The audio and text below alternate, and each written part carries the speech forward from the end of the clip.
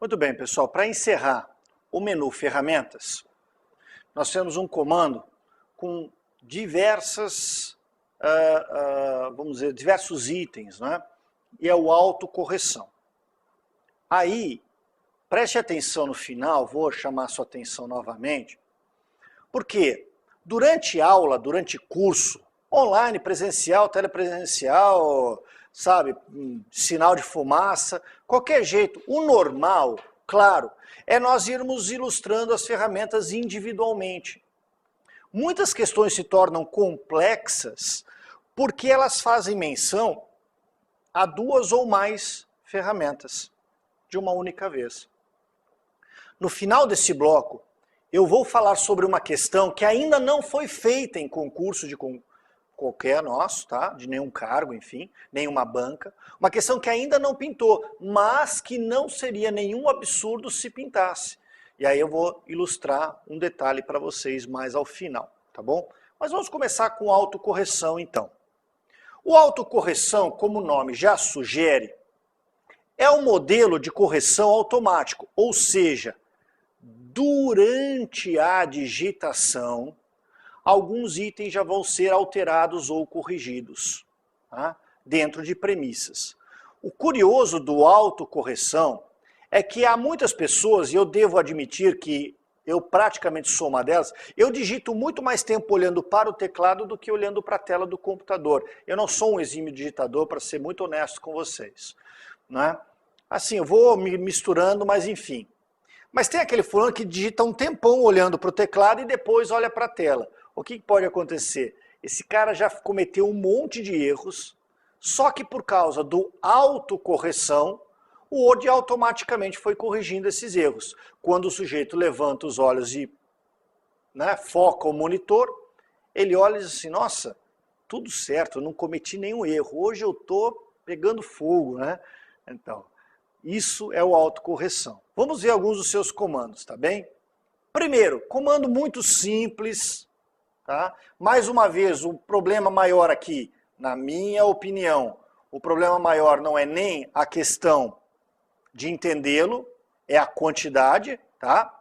Corrigir duas iniciais maiúsculas. Sei lá, por alguma razão, você apertou a tecla Shift com uma das mãos e foi digitando com a outra. E acabou apertando duas teclas antes de soltar o Shift. As duas primeiras ficam maiúsculas, né? Claro que está errado, a língua portuguesa não defende essa forma. Então, o programa automaticamente vai fazer o quê? Aí, galera, aí é perguntar para a língua portuguesa. Por sorte, né, apesar de eu saber pouco de língua portuguesa, esse detalhezinho eu conheço. Ele vai pegar a segunda maiúscula e vai transformar em minúscula. Claro que ele não vai corrigir as duas iniciais maiúsculas. Ele vai corrigir o problema de se ter duas iniciais maiúsculas no trecho, o que não pode acontecer, tá bem? Depois, o tal do colocar a primeira letra da frase em maiúscula, né? Depois de ponto final, exclamação, interrogação, início de parágrafo, ele já vai colocar a primeira letra em maiúscula para você automaticamente. Depois, variando um pouco a cor agora, aliás, vamos apagar esse negócio, melhor coisa, tá? Depois nós temos colocar a primeira letra das células em maiúscula. Galera, desnecessário dizer, mas vou dizer assim mesmo, o comando colocar a primeira letra das células em maiúscula só existe se nós estivermos falando de uma tabela, né? Afinal de contas, célula é parte desse universo. Muito bem. Eu deveria simplesmente ignorar o nosso próximo comando, até para não desperdiçar tempo, mas eu preciso falar de coisas, senão você não sabe por que eu estou pulando. Olha o nome do próximo comando, que absurdo.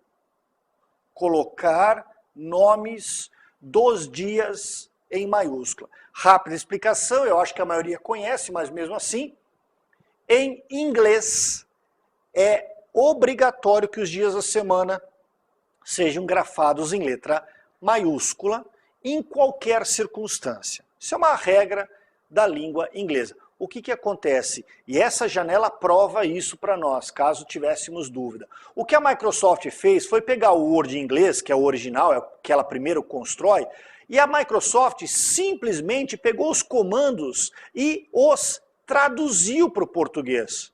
Sem se preocupar se a língua portuguesa, a espanhola, a grega ou qualquer outra atende à mesma regra. Nós sabemos que no português não é assim que as coisas acontecem. Os dias da semana em letra maiúscula na língua portuguesa, só nos mesmos casos de várias outras palavras, de vários outros substantivos, né? Na última segunda-feira, essa segunda-feira não é grafada em letra maiúscula. Então o que acontece? Vejam, correção automática poderia pegar algo que você digitou certo, corrigir pelo procedimento estabelecido e vai acabar errado. Quer dizer, uma loucura. Então esqueçam esse, pelo amor de Deus. Agora, o próximo é muito interessante. E ele é o que eu vou usar depois para fazer aquela pergunta de prova que ainda não foi feita. Tá? Então preste atenção a partir de agora. Preste atenção sempre, mas agora talvez melhor. Corrigir uso acidental da tecla Caps Lock. Galera, olha como é que Caps Lock está digitado na janela. O C em minúsculo e o resto em maiúsculo. Já falamos sobre isso agora há pouco, né? Exatamente ao contrário. Aí você vai dizer assim, já sei, eu posso selecionar o texto e usar o comando inverter aqui no menu formatar de maiúsculas e minúsculas, é o nome do comando. Verdade, galera, mas não precisa. Se eu ativar, como está ativado aí no slide, se eu ativar corrigir o uso acidental da tecla Caps Lock, o que vai acontecer? A hora que eu vou digitar um texto qualquer, aí vai acontecer aquela coisa desagradável, né? T minúsculo e o resto... Aliás, nunca vi um T minúsculo que fica maior do que a letra maiúscula, né? Mas tudo bem. T minúsculo e depois o resto maiúsculo. Quando chegar aqui, no final da primeira ou no máximo da segunda palavra, quando eu der espaço ou Enter, ponto final e Enter, para criar um novo parágrafo, o Word primeiro vai inverter,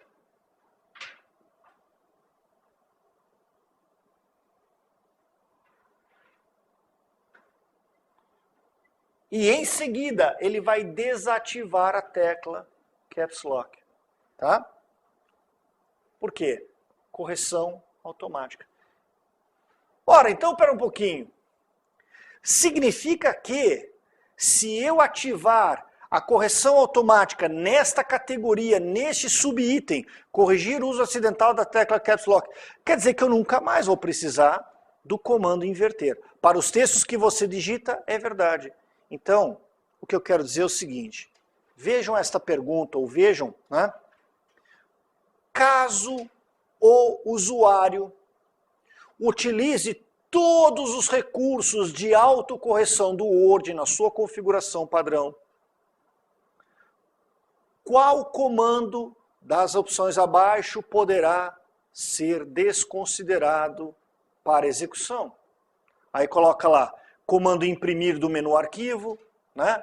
Comando colar especial do menu editar, e numa outra alternativa eles vão colocar o comando inverter do menu formatar. É esse. Por quê? Porque se eu já estou mandando o cara consertar esse tipo de erro para mim, automaticamente, lá, a correção manual, eu posso desconsiderar. A única coisa em que ainda aquele comando se torna útil é se eu, por exemplo, copiar um texto invertido da internet. Mas é difícil, né? Mas vamos supor, eu copiei um texto da internet e ele estava invertido. Eu copio e colo, jogo no Word. Aqui no Word ele continua invertido. Aí a correção automática não vai resolver meu problema. Porque, vamos lembrar, as opções de autocorreção, ou seja, as correções automáticas, elas ocorrem durante a digitação. Só durante a digitação. Se eu copiar algo errado e colar, ele não vai corrigir nada, porque não fui eu que digitei. Tá? E finalmente, o último comando dessa primeira parte, dessa janela, é o comando de substituição de texto. Vejam lá, substituir texto ao digitar. Observem, pessoal, observem aqui embaixo, ó. Se eu digitar o R minúsculo entre parênteses, ele vai substituir por aquele R numa bolinha, que é marca registrada. Se eu digitar entre parênteses o T e o M, ele vai usar o símbolo de trademark, que nada mais é do que marca registrada em inglês. E o terceiro que está aí na lista, se eu usar dois pontos e depois o abrir parênteses, se você virar a cabeça 90 graus, você vai ver que parece uma carinha triste. Os dois pontos representando os olhos e o parênteses fazendo aquele cair, né, dos lábios. Então ele vai substituir por um emoticon. Emoticon é uma carinha que representa uma emoção, né?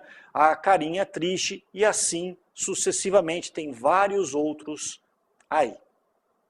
Além disso, nós podemos também clicar nessa segunda guia, autoformatação ao digitar. Cuidado, galera, aí já não é autocorreção, é autoformatação. E na janela, vocês veem o seguinte.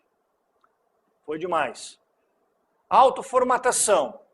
Vejam, é só ler.